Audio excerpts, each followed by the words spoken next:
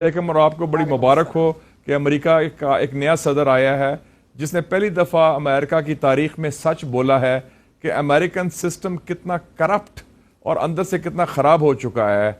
उसने कहा है कि सारा ये करप्ट एस्टेब्लिशमेंट की वजह से सारा गंद हुआ है और उसने ये भी कहा कि अमेरिका का जवाल आ रहा था, अब जवाल का खात्मा हो जाएगा और मैं जंगें ख़त्म करूँगा, एंड ऑल वॉर्स। और ये भी कहा कि इस सिस्टम की वजह से उनके खिलाफ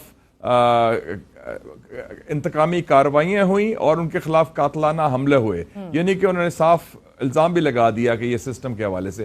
तो मैं समझता हूँ ये खुशाइंद बातें हैं, क्योंकि अमेरिका में जो सिस्टम में जो बाहर हम देखते थे उनका दबाव, उनका प्रेशर और उनके दबंग दावे, अंदर से काफ़ी खोखला हुआ है सिस्टम, जिसकी निशानदेही ट्रंप ने नहीं। मेरे ख्याल में उसका नीयत ठीक है, तब्दीली लाना है कि अमेरिकन सिस्टम काफ़ी जंग लग गया था, खोखला हो गया था, करप्ट सिस्टम हो गया था और वो करप्शन को छुपाने के लिए कहते थे हम बड़ी जमहूरियत हैं। अंदर जो ट्रंप को मैं क्रेडिट देता हूं कि उसने अमेरिका का जो असली चेहरा था सिस्टम में खामियों का, गलतियों का, गंद का, वो एक्सपोज कर दिया, बेनकाब कर दिया है। और चूंकि वो खुद उसका विक्टिम भी था, उसको ओवरकम भी किया। उसने कहा ना कि 250 सालों में अमेरिका में किसी सियासतदान के खिलाफ इतने इल्जामात नहीं लगे, इतनी इंतकामी कार्रवाइयां नहीं हुई जितनी उनके खिलाफ हुई हैं। तो मैं समझता हूँ ये अच्छी बात है। अब उसने कहा कि मैं जंगें खत्म करूंगा, ये बड़ा अच्छा अज़ाइम है। उसने कहा मैं करप्ट एस्टेब्लिशमेंट को बेनकाब करूंगा, बड़ी अच्छी बात है। बाकी उसने कहा कि मैं अमेरिका के मफाद को तहफ़्फ़ुज़ दूंगा।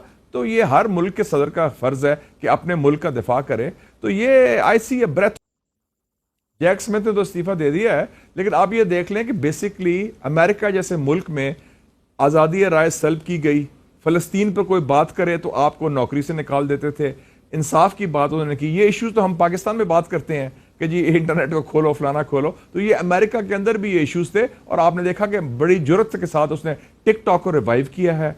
और एक और लोग जो कहते थे, और मैंने आपके प्रोग्राम में भी कहा था कि चाइना के साथ वो कोल्ड वॉर नहीं करेगा, एंगेज करेगा। उसने शी जिनपिंग को दावत दी और आज की फंक्शन का जो फॉरेन चीफ गेस्ट तो वो चाइनीज वाइस प्रेसिडेंट है, हांग चेन।